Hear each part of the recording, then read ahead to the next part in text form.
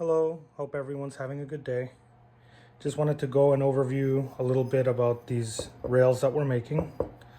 So these rails have an inner diameter of 2 inches, and I made them originally to fit the Q silencers, which are 1 inch and 3/4, so 1.74, and not burn your hand and be able to use all of the M-LOK. So it had to be lightweight. Firstly, fit the suppressor, be lightweight, use all of the M-LOK, and work with the gun itself without having to do any real work to the rifle itself. You have to actually just put it on the same way you took off your OEM rail. So originally it was just for the Q Honey Badger, and then I moved over to the Noveske NSR. Now, when I made the extrusions for this, I designed this to work with the adapter to work with the barrel nuts.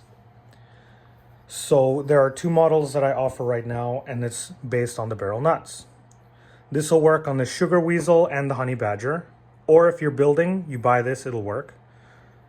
This will work on Noveske rifles with this big chunky upper receiver. So the Ghetto blasters, and I think most of their rifles right now, as of from 2020 to 2022, I think I got this in 2019. Okay, so Q barrel nut slides right in.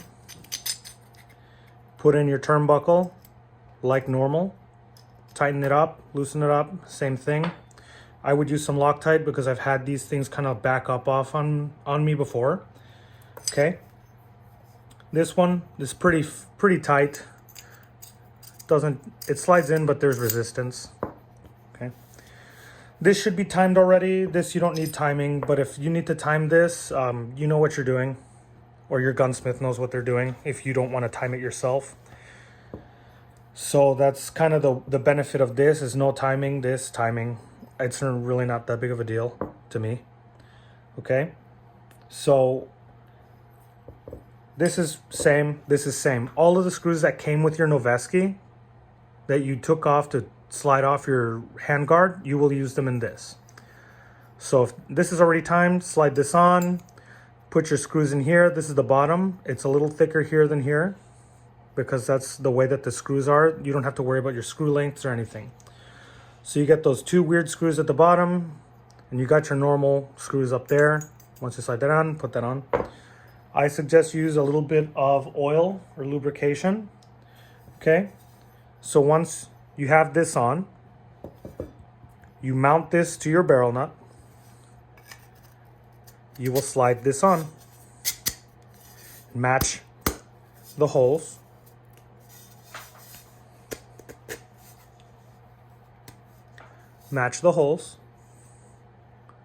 okay, and then you will use the screws that come with it to fix that on there. So it's a very tight fit. It's not a pressure fit, but it's not an easy fit, so you don't have to worry about it really backing off. You won't be able to do it unless you try. Put these babies in there and you're locked in. Okay. Now, if you're a builder, there is an issue that I have found with my builders. This was meant to be put on to your rifle already kind of assembled, because we're not torquing anything. We're not doing anything. You're just taking it off, putting it on the way you found it with the 2 halves attached. This is unloaded. Again, no ammo around me. So what I had to do, and I was thinking about this because I already anodized everything. I can't strip everything and re-anodize it. It just messes with the tolerances too much. So what I did was I took a Dremel and I opened it up so that I could pop that out and in. Okay, and I will do that. If you ask me to do it, I will do it, because I don't know if you're going to Cerakote it or not. I already have the Cerakoted ones. So there's a way that you can do it that you won't notice it if you do it here deep on the inside. I can do it, or you can do it, or I don't know who you want to do it, or maybe you don't care and you'll just slide it on, and it's a question of 4 screws, sliding it off to do your maintenance. You know, you're already there. But if you're in the middle of training or whatever, and that's an issue, and this is your go-to rifle, then I would do that. That's why I did it, and I offer that. And I guess for the next run, I'll have to make that standard, because more people are building than I thought with these rails, and it's not something that I expected, and I apologize. So I do offer the 4 Noveske colors. There's the Tiger Eye Brown, the Bazooka Green, the Black, and well, I guess it's not a Noveske color, but there's a few that I'm willing to send out clear coat anodized. I think there's only 2 left. And then this is hard coat type 3 anodized. So this is the same process that the Q people are using. So it's hard, it's tough, and it looks, now these are blems, but the ones that I'm sending out look better than that. Okay, so that's all there is to do about this. Now, again, I mentioned that one of the main priorities I had was to be able to use the M-LOK with the suppressor under there. So what I did is I put these rail scales, and the only real issue that I ran into was that every M-LOK accessories manufacturer has a different length of screw. So what I ended up doing was I would tighten the T-nut and the accessory up, grind whatever was hanging off of that screw, and then I would place it back in there, untighten it, retighten it, and it was good to go.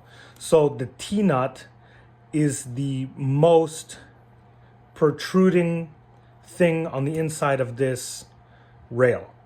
So nothing should make contact with the suppressor with the M-LOK accessories. I went nuts. I put a bunch of accessories. I like that because I wanted not to really feel the heat. I still want it to vent out through the M-LOK, but I don't want it to vent out where my hand is. So I like that quite a bit, my little setup here. Now, as far as night vision goes, because it's M-LOK to pick to your night vision device, your pack or your ball, D-ball, or whatever you want to use, I don't know how much that's going to shift your zero. I don't know if it'll shift it at all. I don't know much about night vision, so I'm going to have to get in on that, and I guess I'll make an update video. Or if somebody does have all that and wants to make a video kind of checking it out, that would be cool. I would appreciate that. So that's it. The only other thing that I would like to comment on is if you have a Noveske, you have to be really serious about the Q barrel, because the Noveske barrel nuts are just hard to take off on a factory Noveske. I think they use Rockset. I'm not sure, but it was a pain and I don't recommend it. I really wanted the Q barrel, and I think the Noveske barrel is of a little higher quality, but the features of the Q barrel and the length were attractive to me, and the actual suppressor sticking out is maybe a ½ inch here, then over here like an inch. And I like that really recessed look. I know some people don't like it, but this is what I chose. So that's that little caveat. If I had to do it again, I would not do it, but it does look cool and it still functions well. It's just something I wish I knew ahead of time, so I'm leaving that in there. So Noveske people, be careful with your barrel nuts. And that's it. I do prefer this though. This barrel nut with a cube barrel and the Trash Panda. And I'm gonna get another suppressor that I think is 1.8 inches diameter, and I'm gonna try that because I think it's Able. So he's out of California. He's making a pretty thick suppressor I want to try. So thank you for watching. Look us up on Instagram. It's AMMJ Detroit. And then this is obviously the YouTube. So thank you for watching. And if you have feedback, let me know. Thank you. Bye.